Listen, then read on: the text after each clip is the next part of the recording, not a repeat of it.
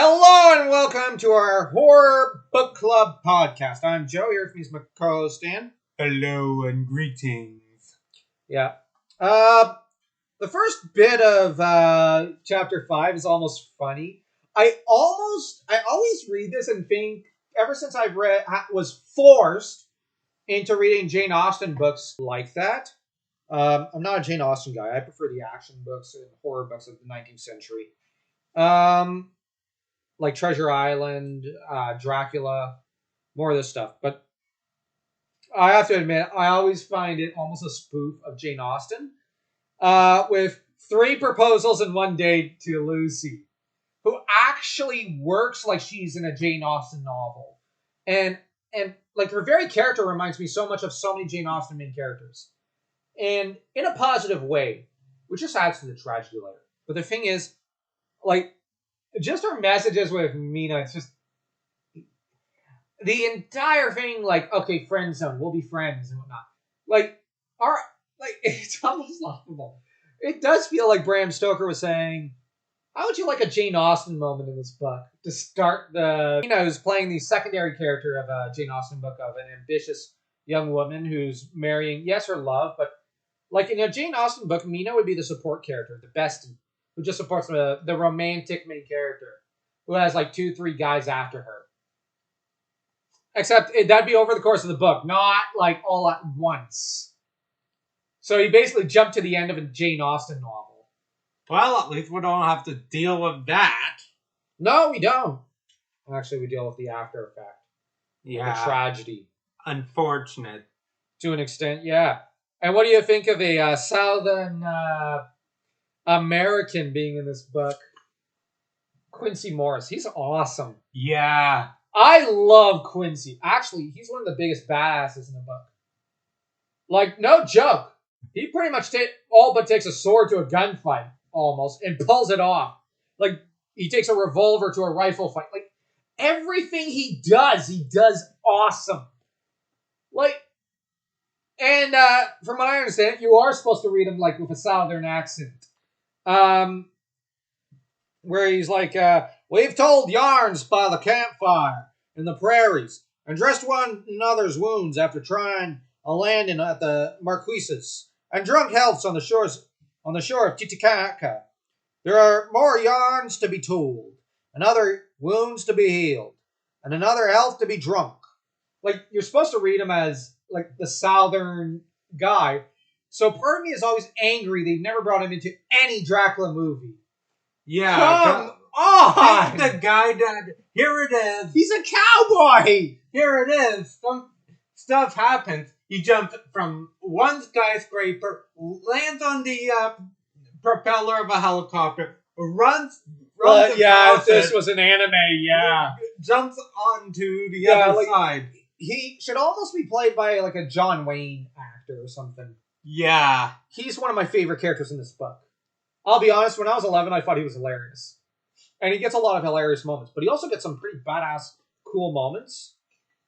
Mm-hmm. And, like, he forces himself into the Vampire Hunters. He's the one character who's never invited. He forces himself into the team. Mm-hmm. Because you're like, screw that, I'm joining. No, Quincy, this has nothing to do with you. Screw that, I'm joining. We really can't tell you what's going on. Screw that, tell me what's going on. Like, he forces himself into the team by sheer force of will, and you actually have Van Helsing. Damn, we need that guy on board. Why? He's got cojones. No, like, Van Helsing's like, fuck that. I like this kid. Sure, he's American, but I like this guy. American. Ugh. Yeah, actually, he's one of those guys like, for America! I can imagine doing it. Sorry. We have to geek out about Quincy Morris. He's just awesome. He's one of my favorite characters. Yeah. You liked his intro, didn't you? He takes getting turned down on the chin. He asks for a kiss, which is like, dude. I was like, it'll save me through hell and high water and get back. And you have Lucy thinking he'd have been my second choice. Okay, there. Sorry, it's like modern day lit, he'd have been the main star. Like, here's the weird thing. he feels like he's taken from a Western novel or a Jack London novel, where he would have been the main character, and he's propped into this book as a secondary character. So we see that Bram Stoker was well, forward-thinking in a lot of ways. Forward-thinking, because Westerns weren't a thing back then. Mm-hmm. He took inspiration from actual Americans, I think, to an extent. Yeah. Oh, stories he heard about Americans. Dr. Seward, I really like him. Now, I know his part seems a little dry with Renfield, where it's just discussing day-to-day asylum affairs. Mm-hmm. Because guess how he copes with heartbreak? He's a workaholic. Yeah. But I like Seward. He has a lot of brains, and he's apparently 29 years old and runs his own asylum. Yeah. And is the most accomplished psychologist in the British Isles and in Western Europe. As much as it got a little dry, it was a little interesting how he was studying Renfield. Yes, nothing like the Mel Brooks movie where it's like, give him an enema or two. Where he's just obsessed with enemas. Actually, in here, he doesn't, he's more like, what if we give him the cat? He's wondering, what would he do then? Would he eat it? Would he, feed it to something else and demand a bigger animal? It's almost tempting, but that'd be kind of psychotic. No, I'm not giving him a cat. The poor cat. No joke. At least he's friendly enough to animals to go, that'd be evil. There were experiments done like that using care. But then you get the horror stuff. When I say horror, yeah, it is horror. But here's the thing. The reason why I don't qualify this as a horror novel is that's almost it for the horror stuff. Almost the rest of the novel, frankly, is more an action adventure and murder mystery. Mm-hmm. Or a series of murder mysteries. And to be honest, I find for example, Tolkien's Silmarillion has more horror than this. What with everything Morgoth does, Quincy and Arthur are basically former soldiers.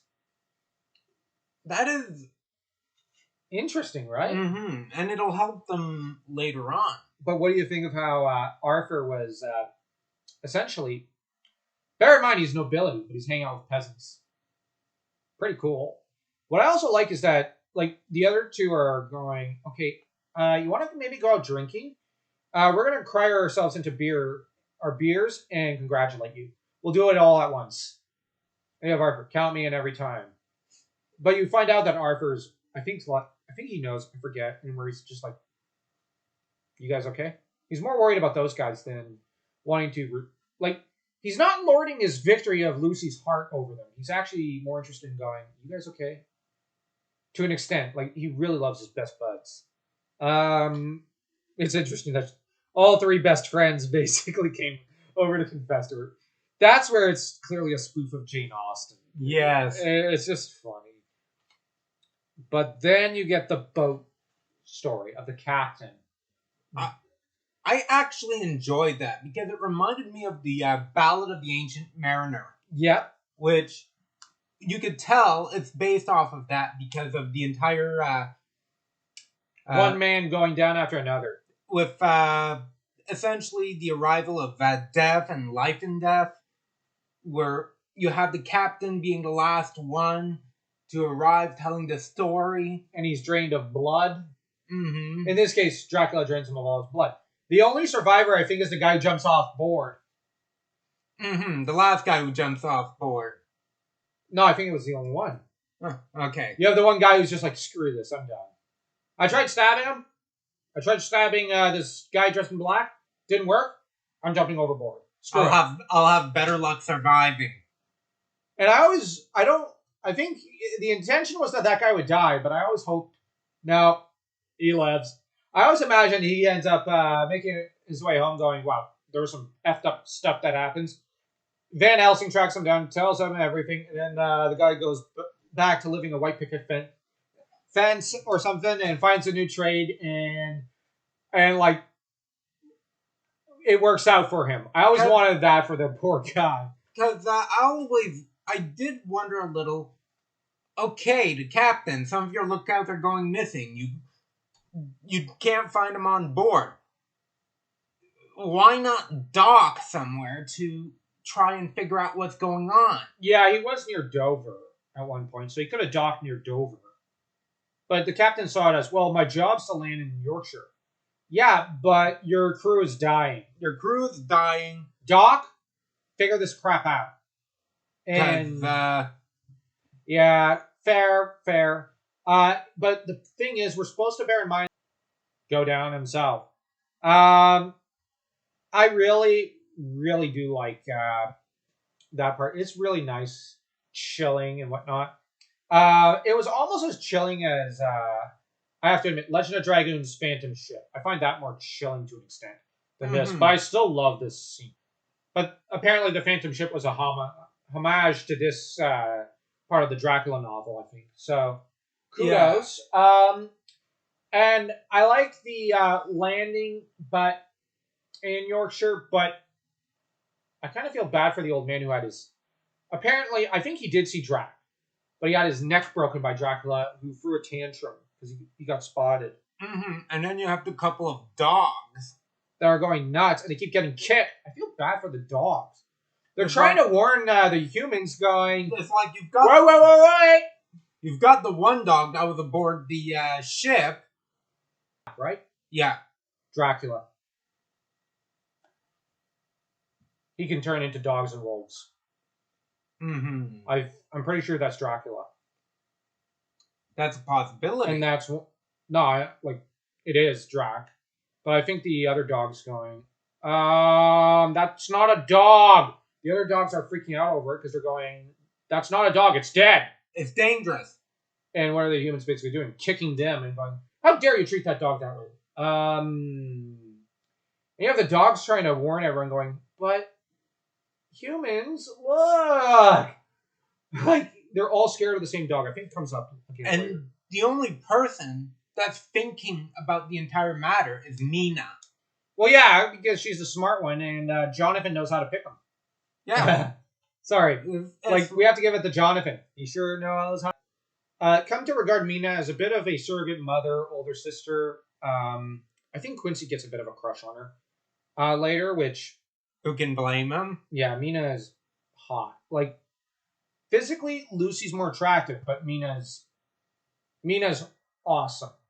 Jonathan honestly knows how to pick him. Van Helsing even says, like, wow, like, she's a goddess amongst women. Like, wow. If she was a man, she'd be a god amongst men.